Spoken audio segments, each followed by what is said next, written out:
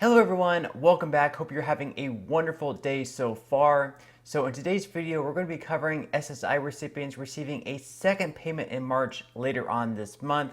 We're going to be going over the amount, when they're going to be receiving this, and why. Also, with the very real unfortunate possibility of Social Security payments being delayed later on this year, we're going to be going over a new bill that could possibly prevent that from happening and even allow Americans on Social Security benefits to actually sue the government if payments do end up being delayed. Now, before we get into today's video, if you wouldn't mind helping me out real quickly by just giving this video a like, that just helps out with the good old YouTube algorithm, and also consider subscribing to my channel if you have not already.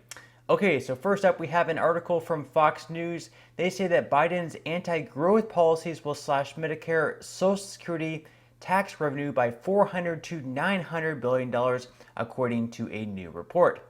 So President Biden has accused Republicans of seeking to cut Medicare and Social Security, but his own policies will take away hundreds of billions of dollars promised to seniors through two federal entitlement programs, according to a new report.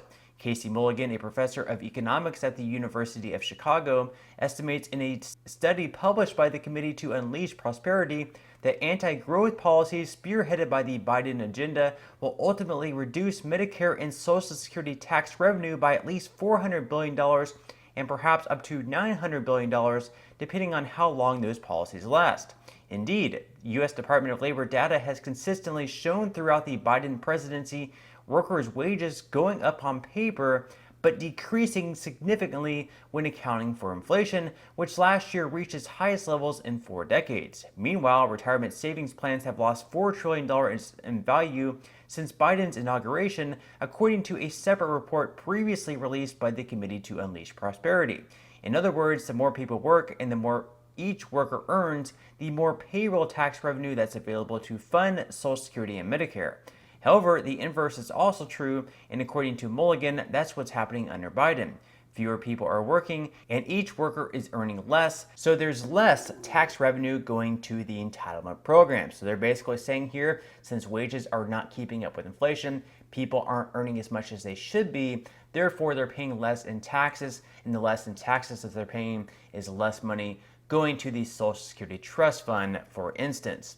Now, in some other news, according to The Sun, Social Security Supplemental Income, there's going to be another $914 payment dropping in just about 2 weeks at the end of March. So beneficiaries of SSI can look forward to their second check of the month in just 2 weeks. SSI payments of $914 are scheduled to go out on March 31st, the last day of this month. Of course, that would be for individuals. Now, for couples, you will be eligible to receive up to $1,371.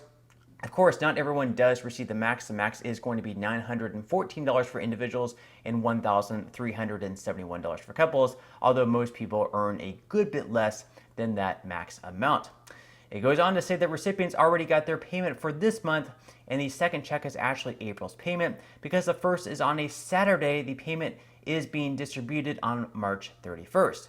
Whenever the first of the month falls on a weekend or holiday, the check is sent on the closest business day instead. Due to the weekends and holidays, 2 checks will be sent out in June, September, and December. So basically, this bonus check that you're reading on a lot of websites is actually just the kind of like your April payment, because April 1st, again, will be falling on a Saturday. So therefore, since they're not going to be able to roll out payments on a Saturday, they're going to be sending the payment for April 1 day earlier. So the 2 checks that you're going to be getting in March, again, you're not going to be receiving anything in April. So just keep that in mind whenever you're going through your budget, because you might be looking at your payment on March 31st and be expecting another payment in the month of April. But if it doesn't show up and you already spent the money perhaps on something that you really wanted to have because you're receiving this bonus payment and you had this extra money sitting there, you might go ahead and spend on that item that you've always really wanted, thinking that you're going to be getting another payment in April. But when the payment in April doesn't roll in, that could obviously put you in a little bit of a financial strain. So we're going to look at the schedule here of Social Security benefit payments of 2023. Again, you can see in March, the SSI payments are in a shade of tan there. So you receive one on the 1st, back on Wednesday earlier this month. And then again on the 31st, you're going to be receiving that next payment So that's going to be coming up in just about 12 or 13 days, depending on when you're watching this video. And then you can see once again in June, you're going to be receiving a payment on the 1st, as usual. And then you're also going to be receiving your second payment in June on the 30th. Again, just like this month, you're not going to be receiving any payments in July. So that second payment in June on the 30th is basically going to be your July payment. So just make sure to keep that in mind. Now, in some other news, according to The Hill, the Freedom Caucus laid out their spending cut demands for the debt limit. So, of course, we have the debt ceiling deadline coming up anywhere between July through September, where they're going to have to raise the debt ceiling in order to avoid some sort of default. So members of the House Freedom Caucus on Friday presented a set of spending cuts and budget proposals they want as a condition of even considering voting in favor of raising the national debt ceiling, laying down one of the first markers in the House Republican Conference for debt ceiling negotiations. The hardline conservative caucus wants to cap overall discretionary spending at fiscal 2022 levels for 10 years while allowing for 1% growth per year, which would be a $131 billion cut from current levels. The group would aim to keep defense spending at current levels. In addition, the caucus called to end President Biden's student loan forgiveness program, rescind unspent COVID-19 and Inflation Reduction Act funds, enact the REINS Act, a bill that would broaden congressional input on agency regulations, and loosen domestic energy production regulations. The group also wants to restore Clinton-era work requirements on welfare programs like Medicaid and pass a preemptive continuing resolution to set non-defense discretionary spending at fiscal 2019 levels in order to pressure Congress to pass appropriations. So these negotiations are very, very important because remember, Republicans have the majority in the House of Representatives. And in the House Freedom Caucus, there are more than enough members in there where they can basically block any bill, even if we do have a large set of Republicans on board to raise the debt ceiling. Let's say that House Speaker Kevin McCarthy wants to raise the debt ceiling in order to avoid a default, and he ends up kind of giving in to the Democrats in the Senate and agrees to whatever bill they decide to pass in the Senate. Well, members of the House Freedom Caucus could then block it, even if Speaker Kevin McCarthy is on board, and even if we have a large amount of Republicans on board with the bill, there's enough members in the House Freedom Caucus where they could vote against the bill and the bill could not make its way through. So this is very, very important here. So we'll just have to wait and see. And the bad thing is here, if they fail to raise the debt ceiling by anywhere between, let's say, July through September, which is kind of the deadline according to the Congressional Budget Office, it's very possible that payments to Social Security beneficiaries could actually end up being delayed. How long they're delayed, we really don't know, whether that's 1 week, 2 weeks, or even a month.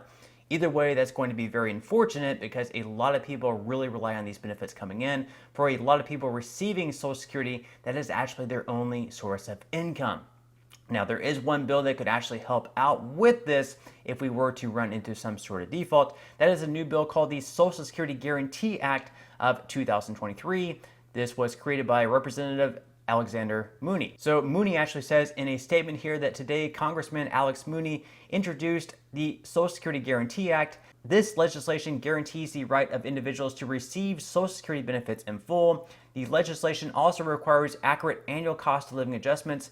Individuals determined to be eligible for Social Security will receive a guaranteed benefit certificate that the government legally owes them the money. So basically, this bill, if passed, would give them some sort of certificate that the government legally owes them money from Social Security. So if this is put in perhaps legal terms and they're not able to receive their Social Security benefit in full, that would therefore kind of give them the legal ability to then sue the U.S. government. I'm not really sure how all this is going to shake out if this bill passes. Again, we really don't know whether or not it is going to pass because right now we can see that the bill does have two co-sponsors. I believe there's a Democrat and a Republican also on board with the bill, but it's also quite possible that the bill never passes because that's what a lot of bills are. They're created and they just never even get voted on. And if they do get voted on, perhaps it'll just be a no anyways. But again, we'll just have to wait and see what ends up happening. But that's all the news that we have for today's video. I certainly hope that you enjoyed. If you did, again, I would greatly appreciate if you could give this video a like.